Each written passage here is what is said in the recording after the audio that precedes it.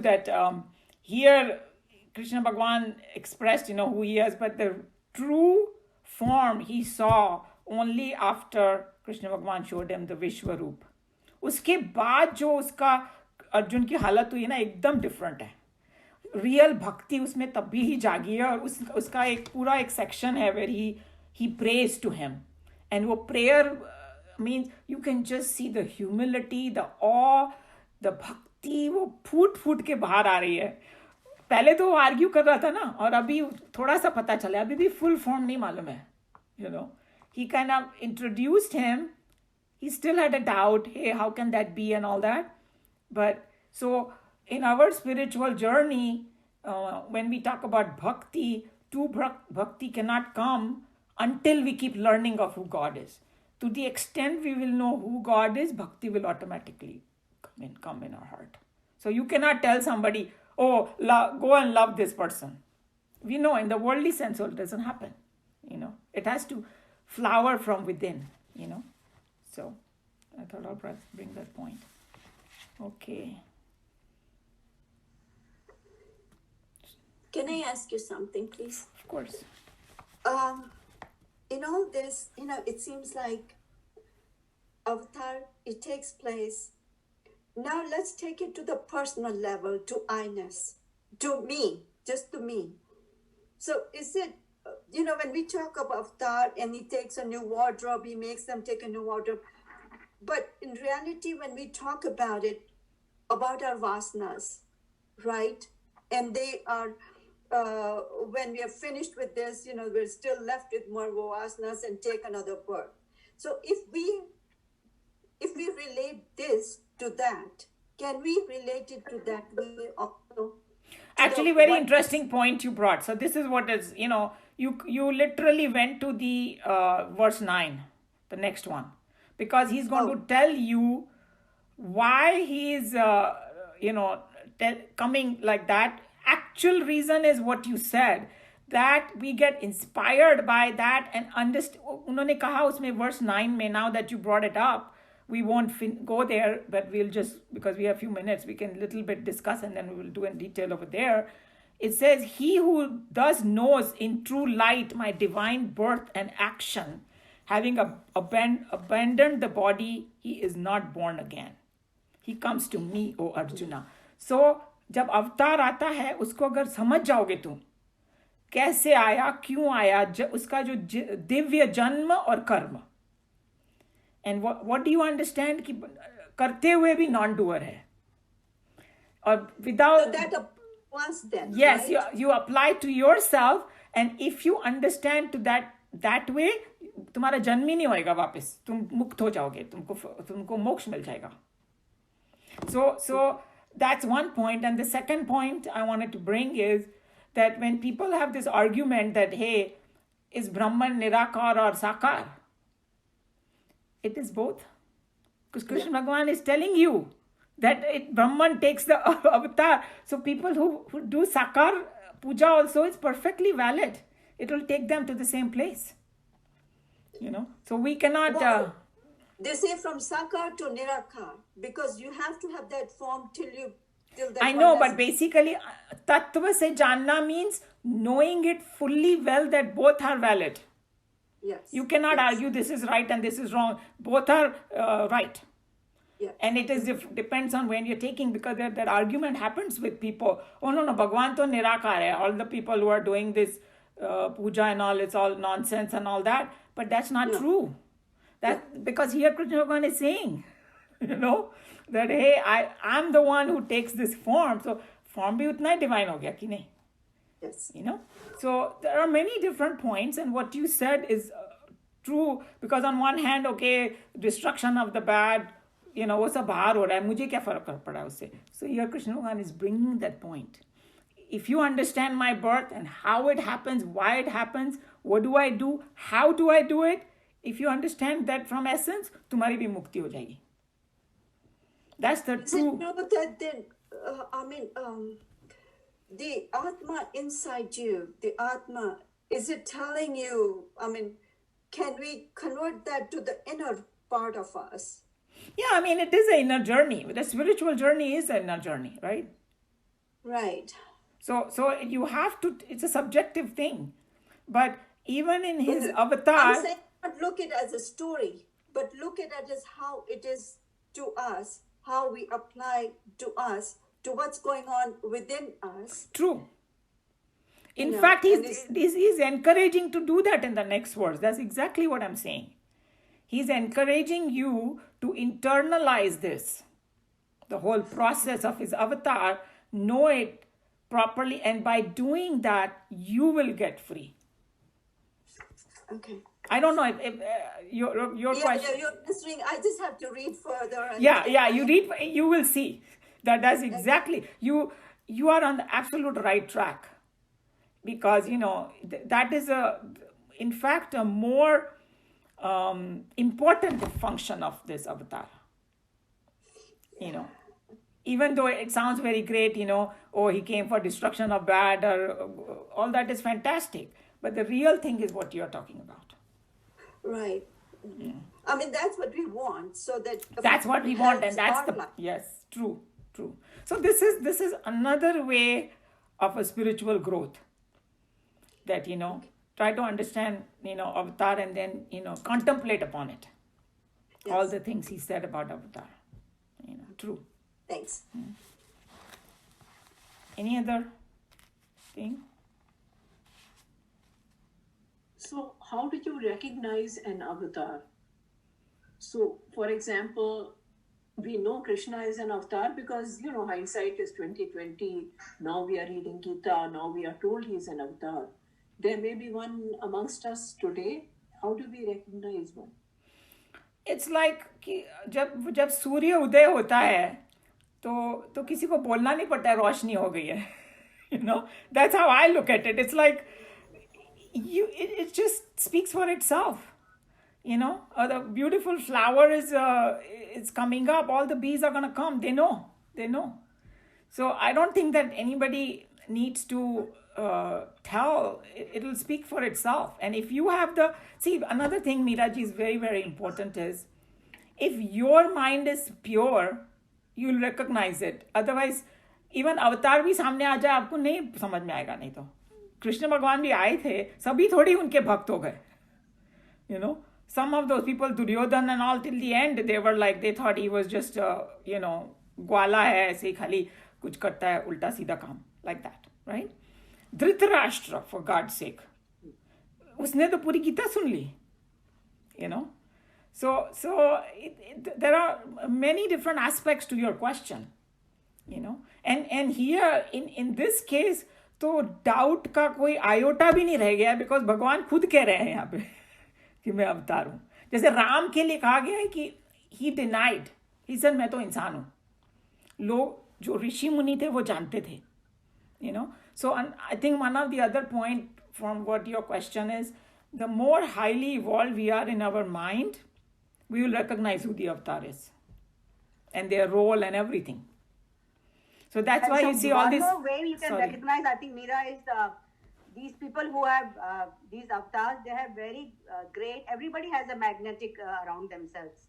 So the greater your magnetic field is, the more greater number of people you're going to attract towards you.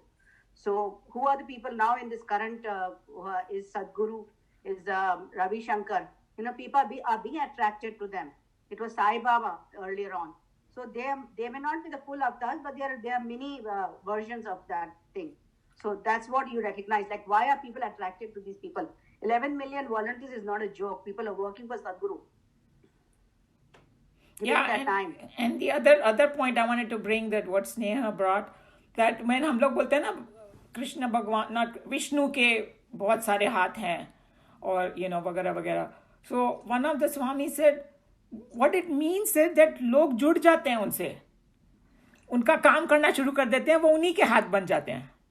So there is a symbolism in it when they say, they are trying to symbolize that एक आदमी अगर सबको inspire कर दे 200 and the other 200 make other 500 inspired, उनके हाथ बन जाते हैं, उनके पैर बन जाते हैं, उनका माइंड बन जाते हैं वो, and they can get their work done. That's the true meaning of all these different the symbolism that they show of people.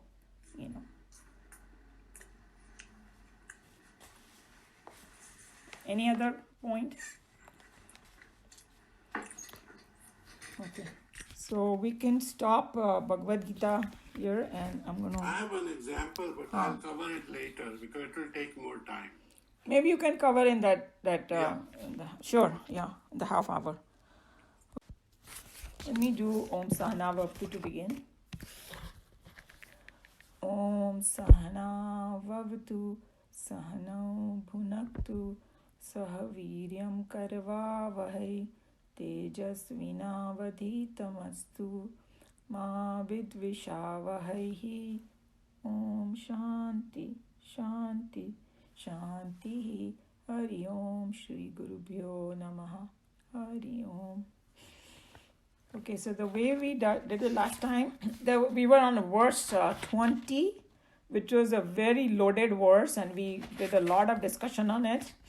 And here in that verse, it said Nachiketa is asking his third boon, and he's talking about that after a person dies, what happens? Is there something remains or not? But it was not a very simple question, because this is like the foundation of the entire thing. And then we discussed, he was not talking about body, mind, and intellect. He knew that travels to the next life. He himself was sitting in Yamaraj's abode, and so all this, basically his question was, beyond this, does anything remain? That is his question. And we were reading Swamiji's commentary, and we only read up to partly, so we have to finish that. So everybody remembers, right, what his third boon was. He's asking, does anything remain afterwards? Okay, so in my book, I think your numbers are different. Firstly, who's going to read it? Meena ji, you want to read?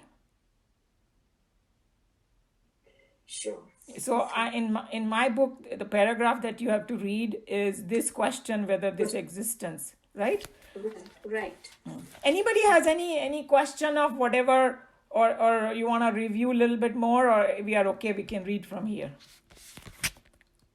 Okay. Maybe you want to say a little bit more, because we've gone through some of it. So if we can talk about a little bit before, about the 20th shloka itself. Okay. So basically he was just saying the point that Swamiji had brought in, that Nachiketa, the first two boons, he did family kalyan and lok kalyan. And he said that on a spiritual path, you cannot be selfish. First you got to take care of this basic thing, and now he's really asking what he wants to. And the second thing was that purposely they gave a very simple way कि भाई कुछ रहता है या नहीं रहता है, kind of. But this question is very, very deep. It's like beyond body, mind, and intellect. He's asking, you're literally going in a transcendental state right now. That's what it is. So those are some of the points of this. So don't look at this question as a very simple question. It's a very, very deep question, and the entire Upanishad is based on this question only. Okay, so that's where we are. Okay. This question, whether there is existence after death or not, is not one which belongs to the realm of the mind and intellect. These instruments of feeling and knowing do, at their best, give us only some vague directions pointing towards a world of knowledge that actually lies spread out beyond their own frontiers. In order to travel towards that land of pure knowledge, in order to travel towards the land of pure knowledge, the ordinary mortal, however intellectual and sensitive he may be, has not the necessary vehicle. It is only the great masters of renunciation and wisdom who have specially developed their intuitive faculty that can at will take one into these realms beyond. So very important point he's bringing over here, and that's why sometimes we try to intellectually understand a lot of this concept and we are not able to, right? And that's a huge limitation. over here. But, oh yeah, I know what I wanted to say about Swamiji. Remember I said I forgot. There's a very, very important point he brought up. He said that, when we sit in meditation or contemplation, I should know my goal. Even if I don't experience it, I should have an extremely clear goal of what I'm doing. That's where knowing this knowledge through our mind, that aspect comes in picture. Okay? Even though it is limited, but I must understand what God is through my intellect before I sit in meditation. That's the point he was bringing. And the example he gave it's like, I want to go somewhere in my car and I don't even know where I'm going. How will I recognize when I reach there? I won't know my destination. So I should have some idea of my destination. So that's where you begin this journey. So intellectually to know it also a very important aspect, even though it is beyond intellect. And so if you start your journey without knowing properly, there is a danger. And that's why what happens is in meditation, people have some experience and they think Bhagwan Digya. See what I'm saying? If I don't understand that, different aspects of it, I will not recognize. That's the point. I thought it was a very, very nicely he brought it out in one of the little talks. So the same way over here, that this knowledge, it says, is beyond the frontiers of what we have. That's what he's asking. That's why you need a guru. That's why you need a shastra. And then also, you take up a shastra on your own, it's not going to happen. Because, or Nachiketa says, okay, I can read the shastra. Nachiketa has already read the shastras before he came over there. That's why he knew about all the other stuff. But you need a guru, and so he chose Yamaraj as his guru. Because then only he will get the experience. That's what it is.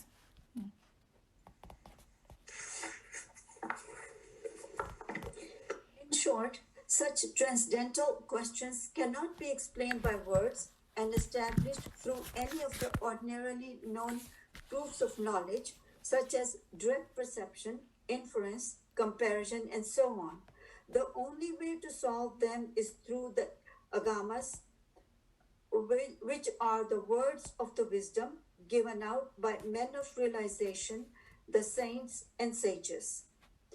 Hence the justification for Nachiketa to put this question to Lord Death, the king of all dharmas, Dharamraj. One more point I want to bring over here. This is what Kamlaji brought over here. यहाँ पर शास्त्र को आगामास बोला है. It's the same. The connotation is the shastras, that he's saying that through ordinary proof of knowledge, and ordinary proof में क्या होता है? या तो direct perception होता है. I see something with my senses and I know. Other things I don't see with my senses, but I infer it. That's what is inference, comparison. कि वहाँ ऐसा हुआ तो यहाँ भी हो सकता है. All these forms of knowledge does not work in this one. So that's why you need the agamas, which are the words of wisdom given out by men of realization from their own experience they are talking about. That's what it is. That's why it is so important. It is the nihilists of the Buddhist order and materialists, Charvakas, of the Hindu fold that mainly come to the conclusion that the ending is a nothing. So everybody knows about Charvakas, right? The Charvakas believe that they are in India में है ये. India is the most colorful country. उसमें पूरा extreme है. अद्वैत वेदांता से लेकर चार्वका. चार्वका से जो जन्म लेता है बस मर गया, सब कुछ खत्म हो गया, कुछ नहीं है. ना पीछे था ना आगे था, और जो चेतना आई है वो it's just a byproduct. And that's how somebody was saying the modern science does that. But now there is a little hole in the science. They are bringing this, little bit now. But up to almost, some time back, 10, 15, 20 years ago, the science was completely materialistic science. People are born, they die, and the consciousness is just a byproduct of the body. And whereas, our shastras say exactly the opposite. That consciousness is primary, body is because of that. So that's the difference we have to remember. So he's talking about those other extreme people, And in Buddhist, they call it, there is a section of Buddhism, nihilist, and the others are Charvakas. Yeah. But don't the Buddhists claim nothingness, nothing? But maybe Meeraji, there is a difference in Buddhism also, I'm told. There are some who are like these nihilists, are a complete, like kuch bhi nahi hai. Because remember, Buddha did talk about that other lives and all that. In fact, he remembered his own 100 lives. The only thing is that the way some people explain is Buddha was silent on the topic of God. He didn't deny it. He didn't say that it exists, because his main thing was how to get out of misery in your life. Because he saw so many people suffering, and he wanted to. So that's why he didn't go beyond. Whereas the way they look at Vedanta is Vedanta encompasses everything. Yes. So and Buddha is also considered one of the 24 avatars. Yeah. So maybe at that period in history, that's what they needed.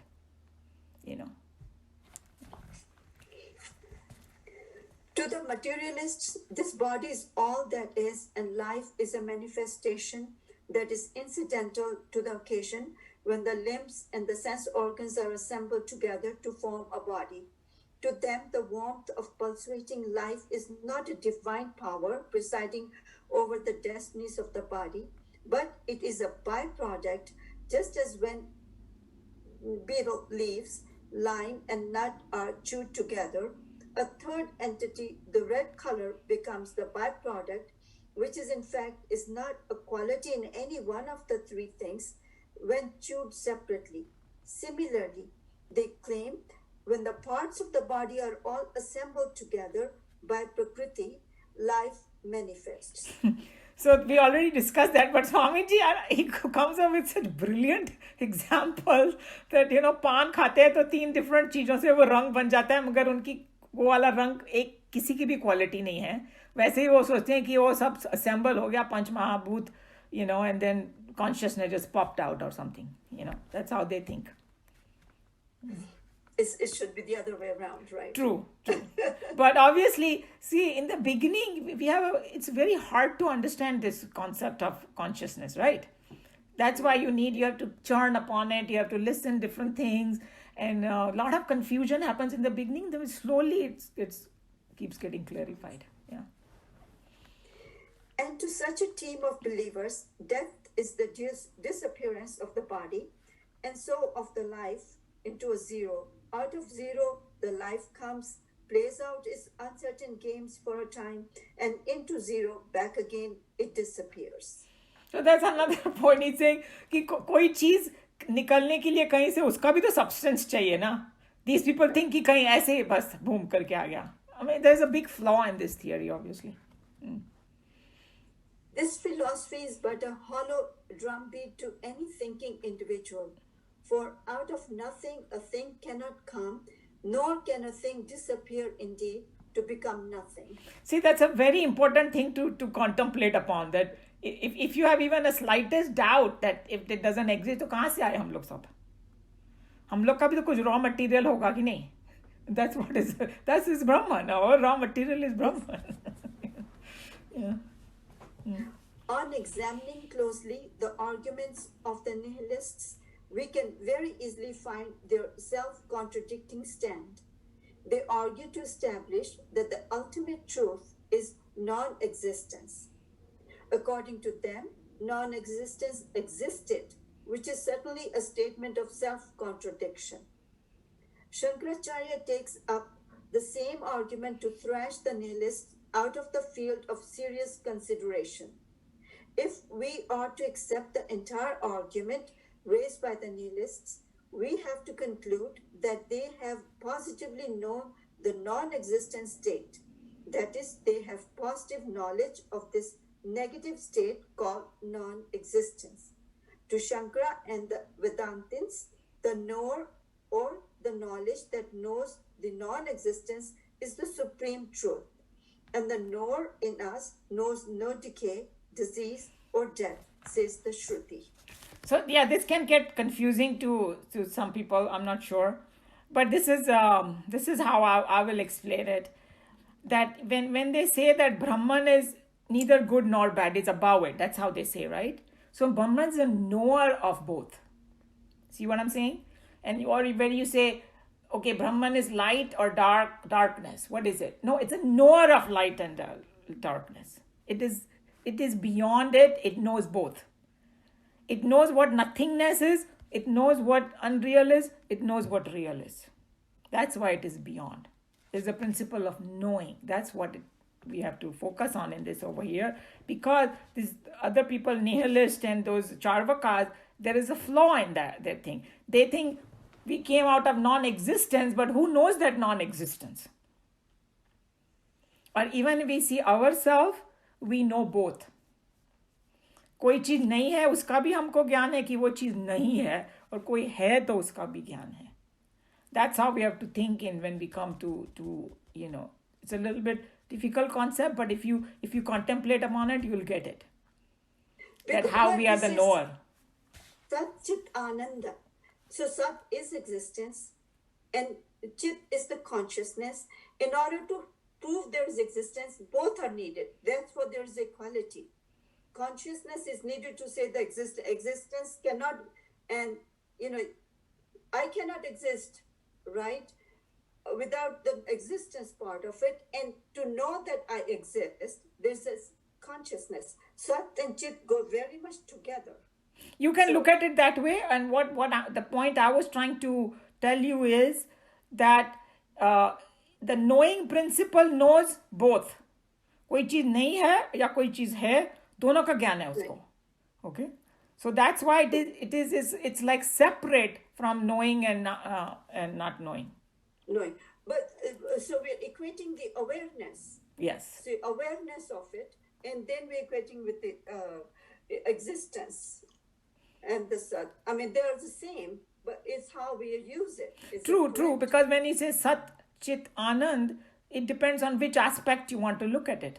That's all. Yeah. That's all it is. Because these are things, they are not, इनके definitions जो है ना वो ऐसे वो dictionary वाले definitions नहीं हो सकते हैं. Right, Huh? right, yeah. And that's why we have sometimes the issue about dharma also, or like shraddha and all that. You cannot define these things in 2-3 sentences. It's a vast topic, and then you have to just think about it, internalize it, and experience it, kind of thing. Then only it happens. True. Okay. Thus, mere book knowledge can only confuse a seeker, since there are different conclusions arrived at by different thinkers, each arguing and thinking independently according to his own temperament and culture. The only Daniel that can give us a true judgment is the master who has subjective experience of the truth. Nachiketa is therefore fully justified in asking of Lord Death this question pertaining to Adhyatma. So basically, he's just saying that the people can arrive at a different conclusion, and I think we had discussed in this class also. I think one of the Swamis mentioned, I think it was Sarvapriya Nanji, there's this debate, of these kind of debates went on for 1,000 years. So hum log kaun si cheez hai, people can argue any side. Okay, and then they can come up with all kinds of arguments, and it can go on. But basically, the word Daniel is used, some great person, right? That's how it is used over here. That he's a master who has experienced it himself. And that's why I think, like, Sneha was bringing up Sadhguru and all. It's not a joke that millions of people are following him. He has had that experience of that oneness, and his whole persona is coming from there. That's why people get attracted to it. खाली कोई bookish knowledge वाले के पास इतने लोग attractive नहीं हो सकते. That's why you have this Vivekanand or Chinmayanand ji and Yogananda and all that. They actually experienced it. So there's so much weight in their words that they say, and personality and everything. That doesn't mean that everybody's going to believe in him. Because as we discussed that even Krishna Bhagwan, when he came, everybody didn't believe in him. But, if you have a purer mind, you will get attracted to things like that, definitely. So Any other question, comment?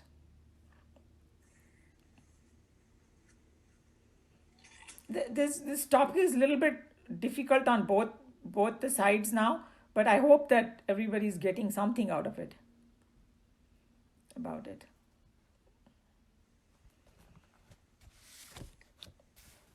So we have 10 minutes. If you want, we can go to the next one, or we can hear what Joe has to say. Joe wanted to talk about something.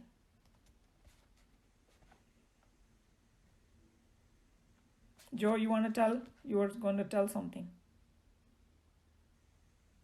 Can't hear you, Joe. So I was going to tell a couple of things, but one of the things somebody asked, how do you know you have God with you? In other words, like when Krishna was there, nobody thought he was God. And I think when he said, I knew this, I gave it to son, and then, Arjun started to wonder, how come? But still, he didn't believe till he saw the avatar. And then he totally changed, because then this chapter you talked about, which said, he prays to him. He says, मेरे से बहुत भूल चूक हो गई थी when I didn't know that you are God, and I was with you and so forth. Mm-hmm.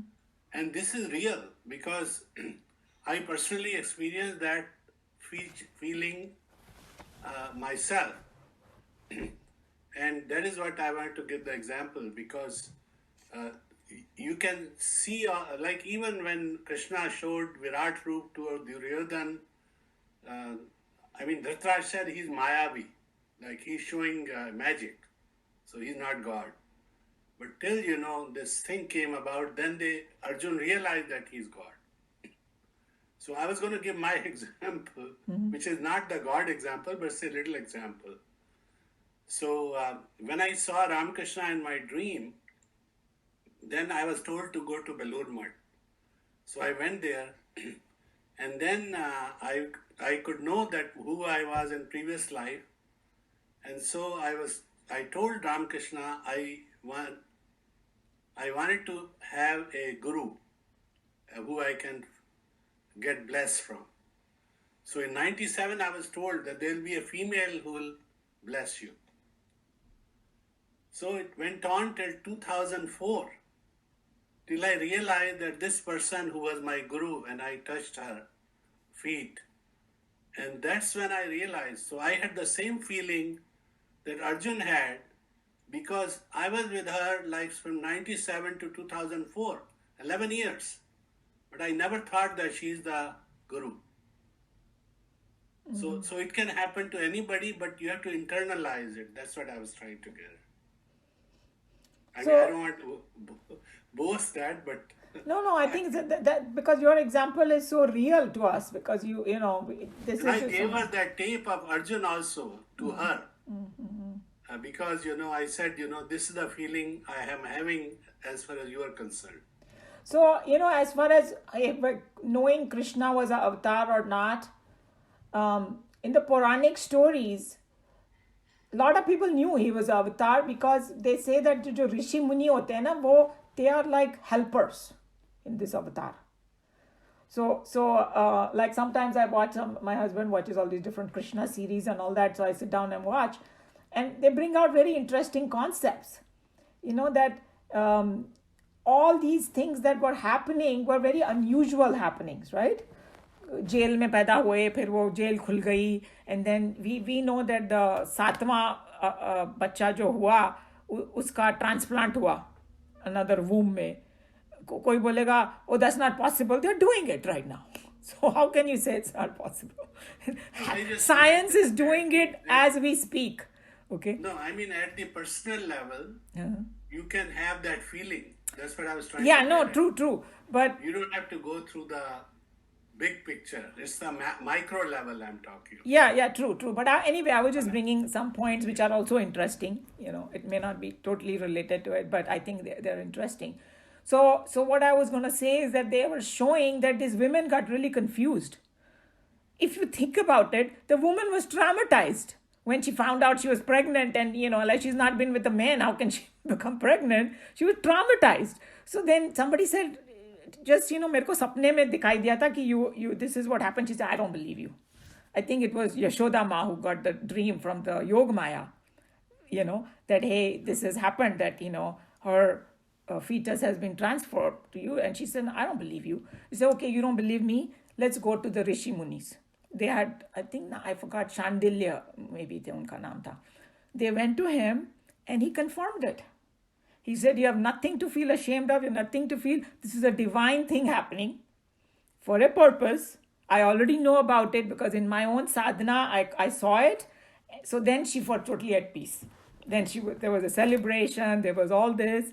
So all these things are there. So the Rishi Munis kind of knew about his avatar, that he was going to come. It's the other people, and Arjun represents all of us.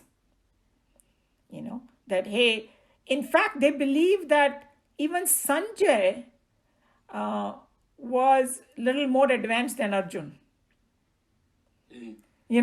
That point was brought. We never thought about that because after he saw the Vishwaroop, Arjun got really scared.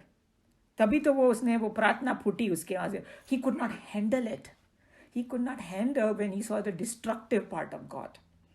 Because God is not all, sweet thing, but God is also Kala. God also destroys. And the people who are not done very bad karmas, unki gati bhi bahut buri hoti hai. That's why in that description, they're showing that, people were getting smashed on his teeth and becoming like powder. I mean, the way the description is, he got horrified. And to me, the analogy is that some teenager says, I want to become a doctor, I want to see operation. बहुत enthusiasm है उनको. फिर वो doctor, कोई uncle वंकल होगा, doctor उनको अपने operation theatre में लेके जाता है, वो बच्चा बेहोशी हो जाता है because when you see being cut and you can't handle it. That's what happened to Arjun. But Sanjay को नहीं हुआ वो. Sanjay was very calm and happy. Like, oh my God, I saw God. उछल रहा था वो, and he was trying to tell Dhritarashtra, who don't want to listen. So you see the three different people. But then Sanjay was only watching on TV while Arjun was actually present watching it live. But these days the TVs are as good as live, Meeraji. If you see on TV also, don't you feel sometimes right now when you watch on TV these days, लगता है वहीं बैठे हुए हैं हम लोग. So he got the experience. He got the experience. But he was not fazed by it because Arjun represent us, because we are still immature in our mind, and so was him. They're showing his journey. That how, he could not handle it, and which is normal. That if you suddenly, some very big thing comes in your mind, we cannot handle it to see. These are just some finer points of Bhagavad Gita, that if we bring it out, we'll think about it, Yeah, I wanted to clarify my question when I said, how do you know?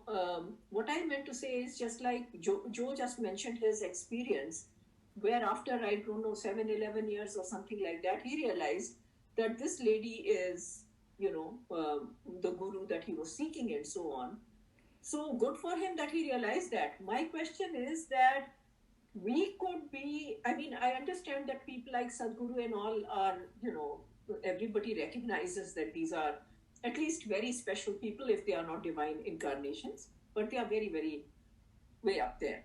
But my question is that what happens if, for example, let's say I've known Shireen for many years, and she might be a divine incarnation, and I could be sailing through life never realizing it. Joe was lucky that he found out. So there could be people in your life or around you who could be that one person for you, but you are so, अभी भी ignorant है हम, या आंखों में पर्दा है, या जो भी है, हमें पता ही नहीं चल पाता है. That will be such a waste of life, नहीं? I think what you are saying is a very interesting point, but there is an answer to it in Bhagavad Gita, and he says that Brahman उसकी इच्छा से तुमको पता चल जाएगा. Because when he sees that you are getting purified in your mind, he will put that thing into you that you will recognize. So the burden goes back to the higher again. Okay, good. Yeah, good. that's the I thing. think, So your job I is want to to do comment effort. on this. Sorry. Yeah? I want to comment on this too. Yeah, of There are course. two things I'll say. One, there's a poem by Tagore, and I don't know if you've heard it or not, but anyway, he says, I go there and I know where God lives. And I go take my shoes off, take my belt off, and I'm ready to knock at the door where the nameplate says God lives here. And then all of a sudden I realize, what am I going to say if I see him or I face him? So I quickly pick up my stuff, turn around and start running. And I meet so many people on the way who are looking for God, but I know where God lives. That is his poem. Now, if you meet God, what are you going to do after that?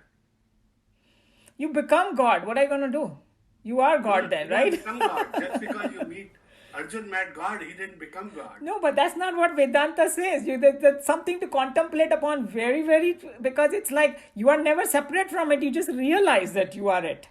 Yeah, That's what the whole journey is. Hey, the salt doll is going, where is my origin? Or like Swamiji jokes, No, he it's says, like when we are looking for God outside, in reality, we are God. true, But- true. Yeah, but what I'm getting at is, let's say you are number 2 and you meet God. So unless you become him, you are still separate. But when you do meet, it will be, you will become one. That's what the whole point is. And what Meeraji's question is, hey, how do I know? So to me, the answer is, he will decide, hey, are you ready to be introduced to me? Because sometimes, like, even in this all these autobiographies and all I have read, because मेरे को autobiographies बहुत अच्छी लगती है लोगों की. You know, all the saints and sages. So मैंने different लोगों की पढ़ी हुई है. So in Yogananda, and Kamala ji is here, and maybe she's read that autobiography of Yoga. A lot of you have read it. In that, एक बार योगानंदा जी ने ना जिद पकड़ ली अपने गुरु से कि मेरे को एक्सपीरियंस करवाओ. और गुरु कह रहे थे कि यू आर नॉट रेडी, और वो माने नहीं.